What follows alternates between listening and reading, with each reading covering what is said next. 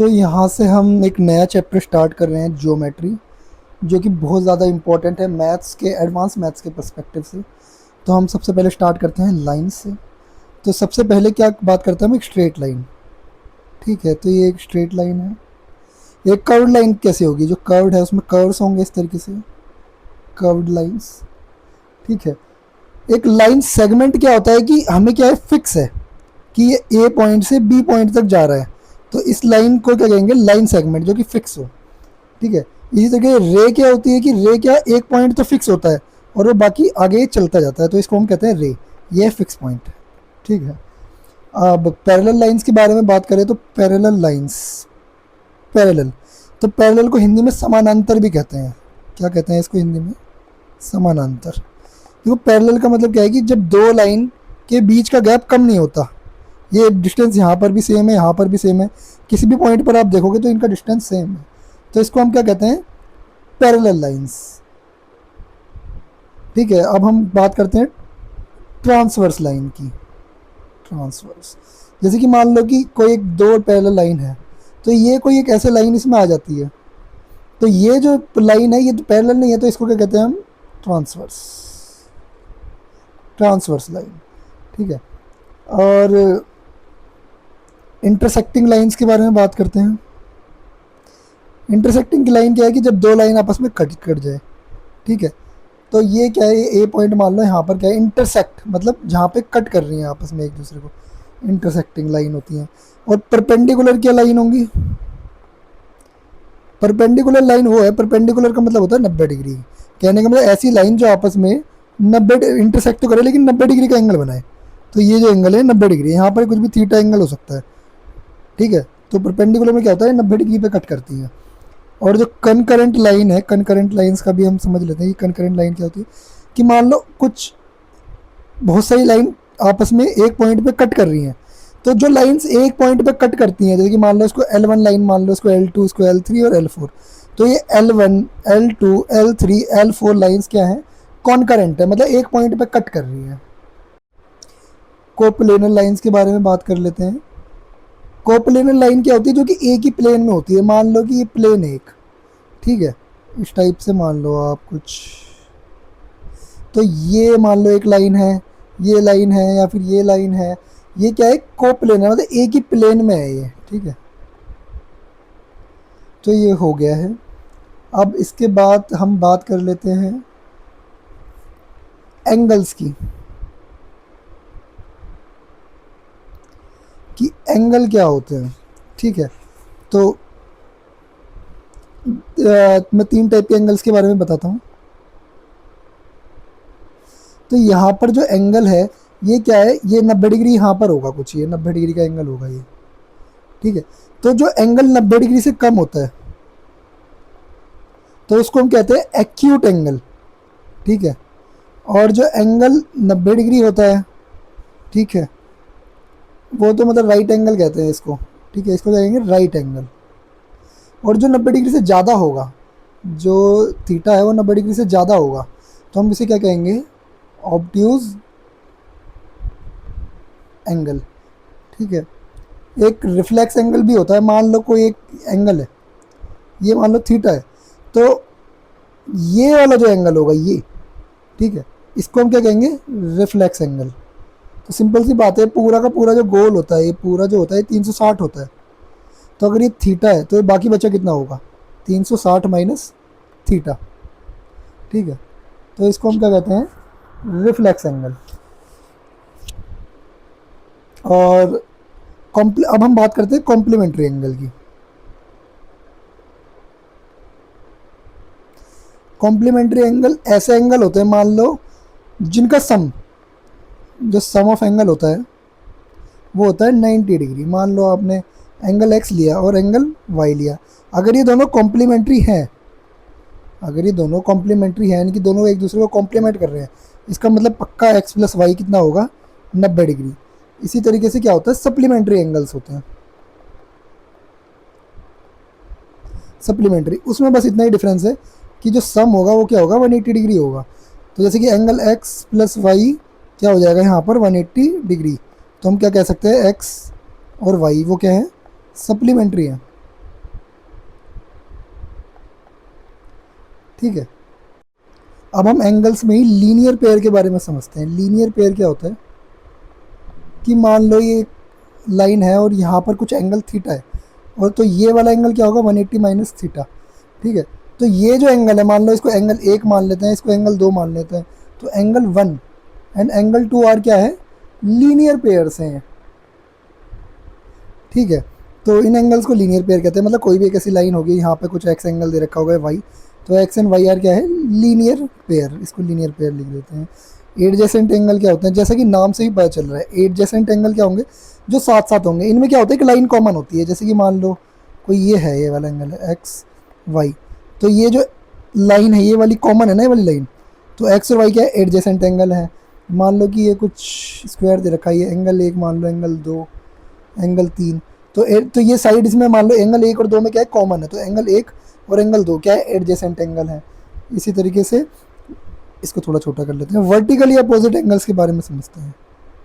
Vertically opposite, जैसा कि नाम से ही पता चल रहा है वर्टिकली अपोजिट, मान लो ये दो लाइन आपस में कट कर जाएं, तो ये जो एंगल आपस में सामने सामने होते हैं, ये इनको कहते हैं हम वर्टिकली अपोजिट एंगल। जैसे कि एंगल 1 और 2, और यहाँ पर ये वाला एंगल मान लो एंगल 3, ये वाला एंगल 4, तो एंगल 3 एंड एंगल 4 और एंगल 1 और एंगल 2 ये क्या है, वर्टिकली अपोजिट एंगल है। ठीक है, और इसके बाद हम कुछ एक प्रॉपर्टी पे आते हैं पैरेलल लाइंस की।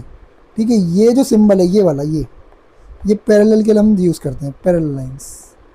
ठीक है, मान लो दो लाइन है पैरेलल में, और फिर इसमें एक लाइन इस तरीके से क्या है, इसको हमने बता था ट्रांसवर्स लाइन।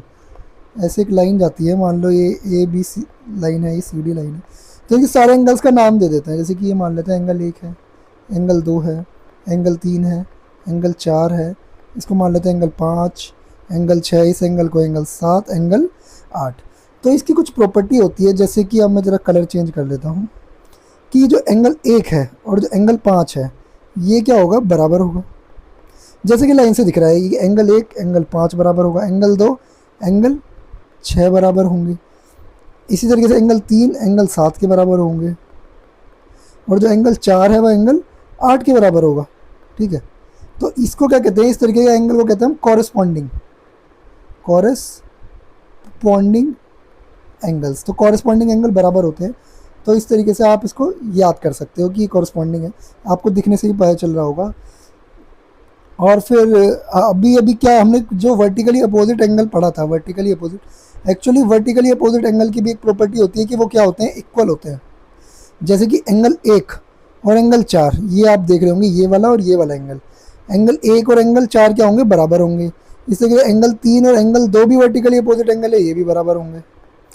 एंगल 5 और 8 भी, ये वाले ये और ये वाले, एंगल 7 और एंगल 6 भी, ये भी बराबर होंगे। तो इसको कहते हैं vertically opposite angles are equal, मतलब ये प्रॉपर्टी है।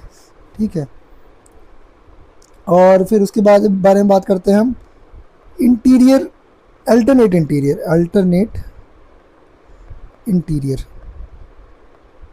एंगल की। एक काम करता हूँ, मैं एक और फिगर बना लेता हूँ यहाँ पर, जिससे कि क्लैरिटी रहे। ठीक है, तो हमने इसका नाम दिया था एंगल 1 2 3 4 5 6 7 8। तो अल्टरनेट इंटीरियर एंगल क्या होते हैं, ये वाले एंगल 3 एंगल 6, ये जो क्रॉस में होते हैं, अल्टरनेट इंटीरियर। तो इंटीरियर है ये इस लाइन के और अल्टरनेट है, तो ये भी क्या होते हैं आपस में बराबर, यानी कि एंगल 3 बराबर एंगल 6 होगा और एंगल 4 बराबर एंगल 5 होगा। तो इसको हम क्या कहते हैं, अल्टरनेट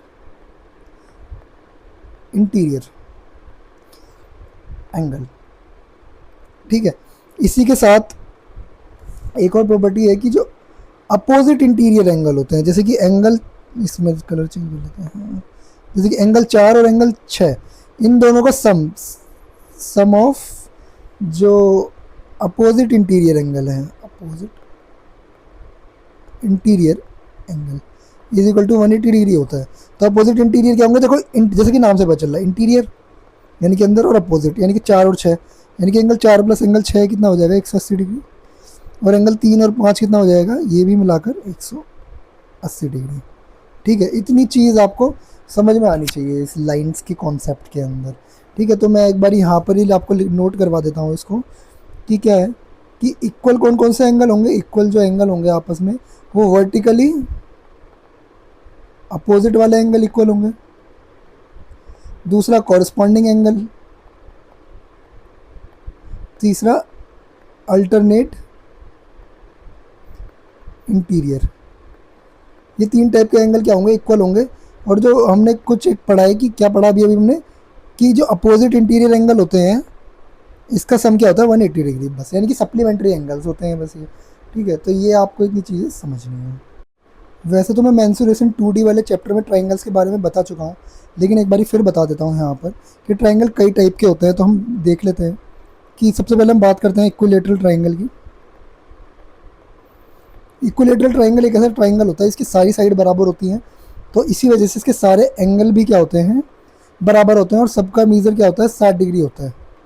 ठीक है, तो इसमें क्या होता है ऑल साइड्स क्या होती हैं, ऑल साइड्स होती हैं इक्वल, ऑल एंगल क्या होते हैं इसके अंदर इक्वल, और हर एक एंगल कितना होता है, बराबर होता है 60 डिग्री के। दूसरा हम ट्राइंगल देख लेते हैं राइट एंगल ट्राइंगल, जिसका एक एंगल क्या होता है 90 डिग्री होता है, राइट एंगल ट्राइंगल। ठीक है, तो इसको हम क्या कहते हैं, इसका हाइपोटेन्यूस। ठीक है, इसको बेस मान लो, इसको परपेंडिकुलर मान लो, ये इसको मान लेते हैं परपेंडिकुलर और इसको मान लेते हैं बेस। ठीक है, इसी तरीके से एक इसमें आइसोसेलिस ट्राइंगल हो सकते हैं, आइसोसेलिस। तो आइसोसेलिस ट्राइंगल की खास बात क्या है कि इसकी 2 साइड बराबर होती है कोई। ठीक है, मान लो ये तो मान लो ABC। ठीक है, तो क्या होता है 2 साइड्स इक्वल होती है आइसोसेलिस ट्राइंगल की। तो जब 2 साइड इक्वल है तो इनके सामने वाले एंगल भी क्या होते हैं, बराबर होते हैं। ठीक है, यानी कि ये एंगल इसके बराबर होगा अगर ये 2 साइड बराबर होंगी। तो ये बात ध्यान में रखना कि if AB is equal to AC है तो एंगल B बराबर एंगल C है। ठीक है, तो अब हम ऑब्ट्यूज एंगल ट्राइंगल के बारे में बात कर लेते हैं। मान लो ये ट्राइंगल है, इसको कहते हैं ऑब्ट्यूज एंगल ट्राइंगल, क्योंकि इसका एक एंगल जो थीटा है ये क्या है 90 डिग्री से ज़्यादा है। तो इस तरीके के ट्राइंगल को हम क्या कहते हैं, ऑब्ट्यूज एंगल ट्राइंगल। एक एंगल हम एक जिसका थीटा से 90 डिग्री से ज़्यादा होगा। इस तरीके से एक एक्यूट एंगल ट्राइंगल हो सकता है, मान लो कुछ भी आप मान लो। तो इसके अंदर क्या होगा, जो सारे एंगल होंगे जितने भी हैं थीटा वो 90 डिग्री से कम होंगे। तो इसको क्या कहते हैं हम, एक्यूट ऑल। ठीक है, ऑल थीटा फॉर ऑल। ठीक है, तो इसको हम क्या कहेंगे, एक्यूट एंगल ट्राइंगल। तो ये बात आप ध्यान में रखना, जितने भी टाइप के ट्राइंगल हैं वो मैंने आपको बता दिए हैं। अब ज़रा हम कुछ प्रॉपर्टीज़ पे आ जाते हैं ट्राइंगल की। सबसे पहले प्रॉपर्टी है सिमिलैरिटी। तो सिमिलर ट्राइंगल्स कौन से होते हैं, जो कि सिमिलर दिखते हैं। ठीक है, तो सिमिलर कैसे, उनके साइज़ में डिफरेंस हो सकता है, जैसे कि ये।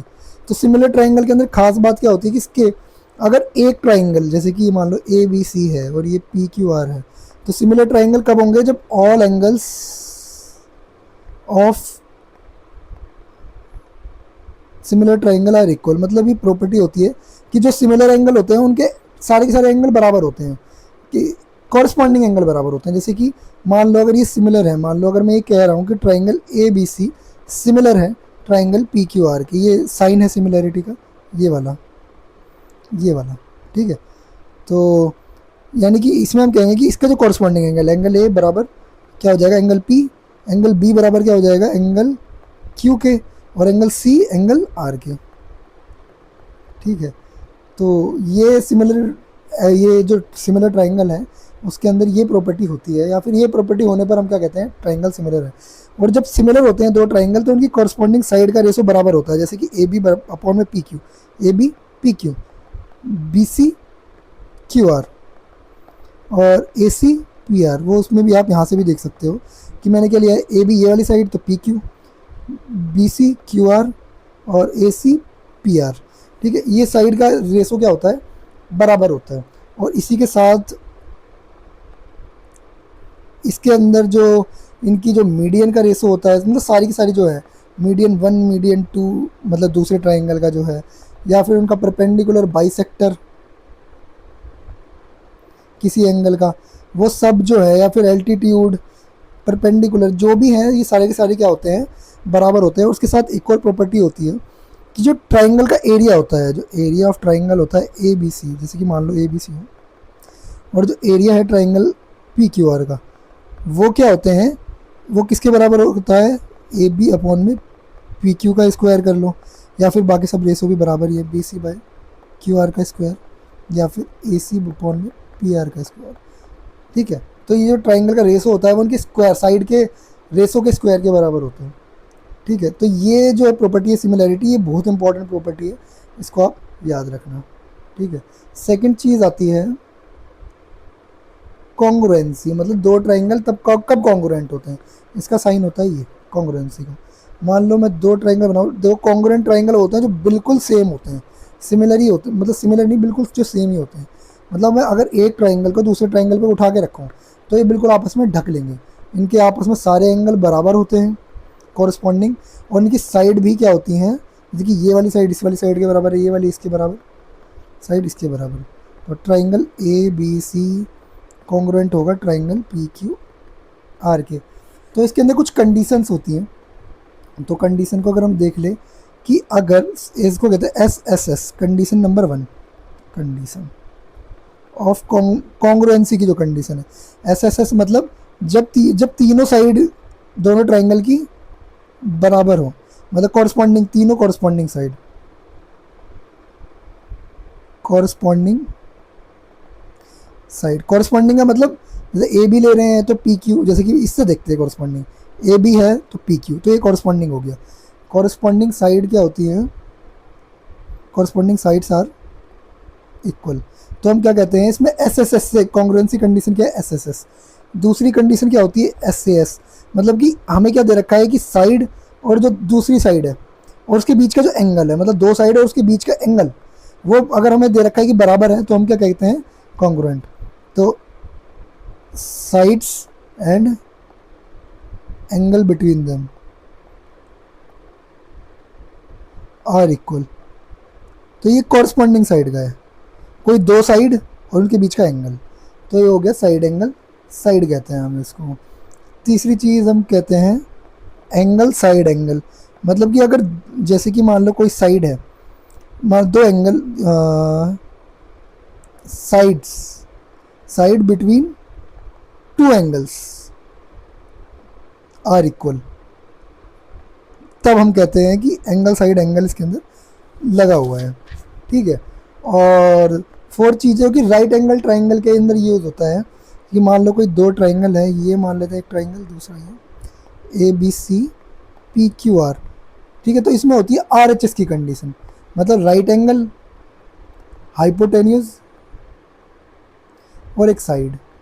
कहने का मतलब ये राइट एंगल इसमें हो एक दोनों ट्राइंगल के अंदर, और हाइपोटेन्यूज बराबर हो और एक साइड बराबर हो, तो हम क्या कहते हैं, आर एच एस कंडीशन से कॉन्ग्रुएंट है। ठीक है, तो ये सब चीज़ है, आपको नोट कर लेना है इसको। ठीक है, अब हम आ जाते हैं मीडियन पे। अब हम ट्राइंगल के अंदर ही और कुछ नाम पढ़ेंगे, जिसकी मीडियन।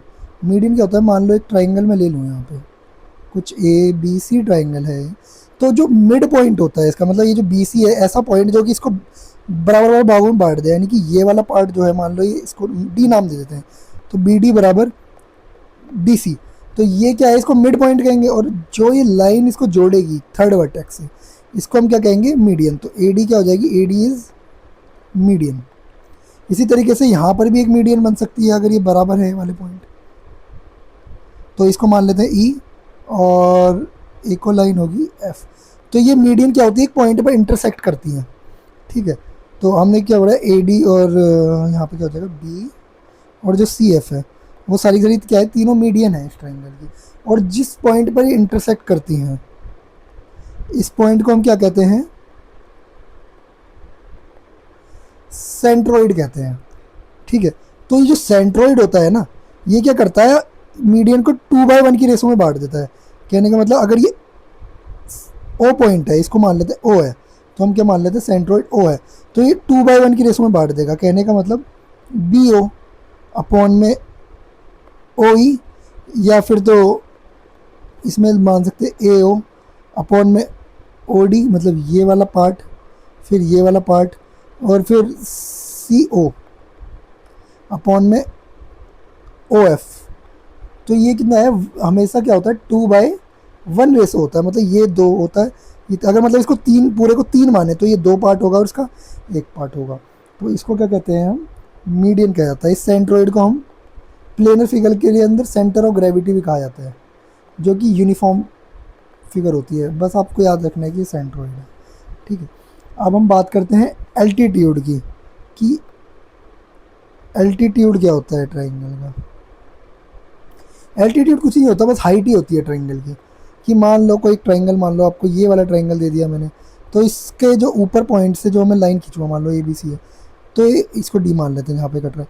तो जो ए डी है ये 90 डिग्री पे यहाँ पे गिरेगा, ठीक है। तो ए डी को हम क्या कहेंगे, एल्टीट्यूड। अब इसी तरीके से मान लो कोई एक ऑप्टिक्स एंगल ट्राइंगल है, ठीक है। तो मान लो ये ए है, ये बी है, ये सी है। तो अब इसको हम क्या करते हैं, ऐसे यहाँ पे रखते हैं, इसको मान लेते हैं हम ओ मान लेते हैं, इसको मान पे डी ही मान लो इसको। तो ये जो ए डी एल्टीट्यूड है इसका, ये देख रहे हो बाहर है, तो लेकिन फिर भी ये हाइट है क्योंकि इसकी। तो ए डी क्या है, इसका एल्टीट्यूड, ठीक है। तो एल्टीट्यूड अंदर भी हो सकता है बाहर भी हो सकता है, डिपेंड करता है ट्राइंगल पर, ठीक है। तो ए डी क्या है, इसका एल्टीट्यूड हो गया है। अब हम बात करते हैं परपेंडिकुलर बाइसेक्टर की। परपेंडिकुलर बाइसेक्टर, ठीक है। तो परपेंडिकुलर बाइसेक्टर के बारे में बात करते हैं। तो परपेंडिकुलर बाइसेक्टर क्या होता है, इससे ट्राइंगल से समझेंगे। मान लो ये ट्राइंगल कि देखो नाम से पता चला, मेरा परपेंडिकुलर मतलब वो 90 डिग्री पे होना चाहिए, गिरना चाहिए। और बाइसेक्टर मतलब साइड को क्या कर दे, डिवाइड कर दे 2 पार्ट के अंदर, ठीक है। तो साइड को क्या कर दे, डिवाइड कर दे इक्वली, ठीक है। तो जैसे कि मान लो ये एंगल ए बी सी है, तो ये मान लो ये जो एंगल है, अगर इसको, अगर ये ए डी परपेंडिकुलर बाइसेक्टर है, A D is perpendicular bisector, ठीक है। तो कहने का मतलब जो बी डी है वो डी सी के बराबर है, B D is equal to D C. और ये एंगल भी 90 डिग्री है, और एंगल भी जो है वो भी क्या है, 90 डिग्री है। तो इसके नाम से ही पता चल रहा है कि ये क्या है, परपेंडिकुलर बाइसेक्टर, ठीक है। इसके आगे हम चलते हैं, ऑर्थो सेंटर के बारे में बात करते हैं किसी ट्राइंगल के। अभी हमने जिस तरीके से सेंट्रोइड पढ़ा था, इस तरीके से हम क्या पढ़ते हैं, ऑर्थो सेंटर।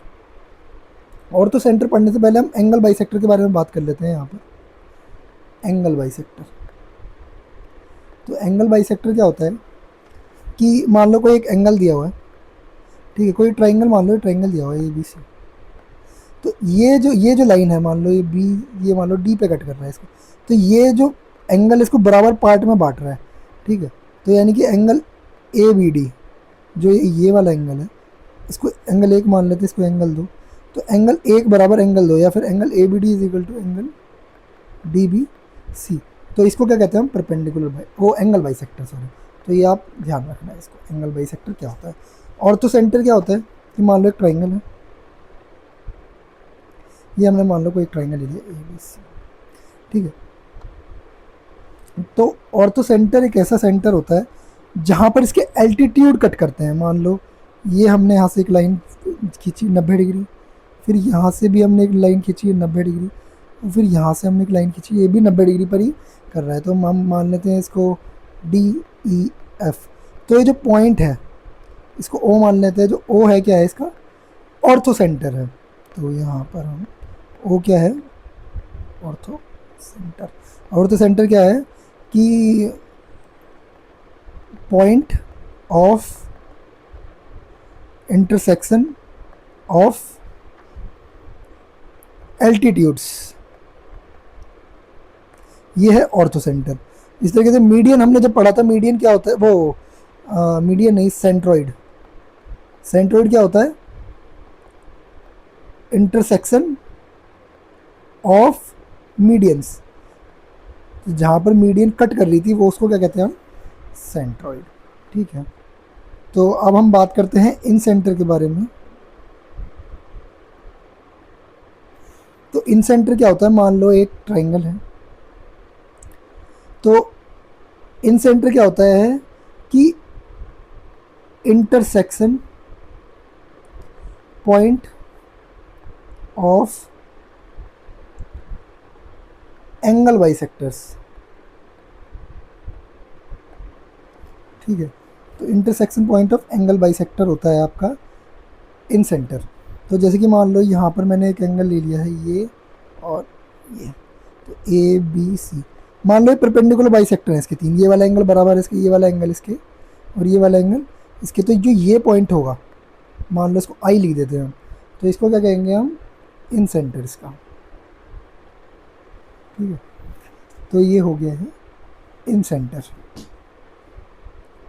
अब हम बात करते हैं सरकम सेंटर की। तो सरकम सेंटर ट्राइंगल का एक ऐसा सेंटर होता है जहां पर इंटरसेक्ट करते हैं परपेंडिकुलर बाइसेक्टर। तो ये इंटरसेक्शन पॉइंट है परपेंडिकुलर बाइसेक्टर का। मान लो कोई भी आप ट्राइंगल ले लो, जैसे कि मान लो यहाँ पर ट्राइंगल ले लो, तो इस पॉइंट का हम क्या करते हैं, परपेंडिकुलर बाइसेक्टर देखते हैं हम इसका। परपेंडिकुलर बाइसेक्टर क्या होगा, तो ये क्या होगा यहाँ पर, तो ये जैसे कि ये वाला पॉइंट है, इसका परपेंडिकुलर बाइसेक्टर, इस वाली लाइन का परपेंडिकुलर बाइसेक्टर और इस वाली लाइन का परपेंडिकुलर बाइसेक्टर। तो जहाँ पर ये मिलेंगे इसको हम क्या कहेंगे, सरकम सेंटर। ठीक है, आई होप आपको ये वाली बात इतनी समझ में आई होगी। ठीक है, तो अब हम इन ट्राइन एंगल्स की प्रॉपर्टी भी देखेंगे नेक्स्ट वीडियो में। तो अब हम ऑर्थो सेंटर की प्रॉपर्टी के बारे में बात करते हैं। तो ऑर्थो सेंटर हमने क्या पढ़ा था सिंपल सी लैंग्वेज के अंदर, कि ऑर्थो सेंटर क्या होता है, इंटरसेक्शन पॉइंट होता है। इंटरसेक्शन पॉइंट्स होता है किसका, एल्टीट्यूड्स का। और एल्टीट्यूड हमने पढ़ाई था, जो कि क्या होती है, ऐसी लाइन जो कि अपोजिट एंगल से आती है और 90 डिग्री का एंगल बनाती है, तो ये एल्टीट्यूड होता है। ठीक है, तो इसके अंदर मान लो कि ये जो एंगल है, ये वाला बी ओ सी बोल रहे हैं अगर वो ऑर्थो सेंटर है, और प्लस ये वाला इसके जो अपोजिट एंगल है, इन दोनों का सम क्या होता है, 180 डिग्री होता है। ठीक है, ये प्रॉपर्टी है ऑर्थो सेंटर की। इसी तरीके से मान लो अगर आप ये वाला एंगल है, ये वाला एंगल है, तो उसका अपोजिट एंगल क्या है, सी। तो angle B O A plus angle C is equal to 180 degree. इसी तरीके से अगर आप ये वाला एंगल लें, एंगल ए ओ सी, तो इसके अपोजिट वाला क्या है, B is equal to 180 degree. तो ये प्रॉपर्टी इंपॉर्टेंट है, आपको इसको याद रखना है ऑर्थो सेंटर की।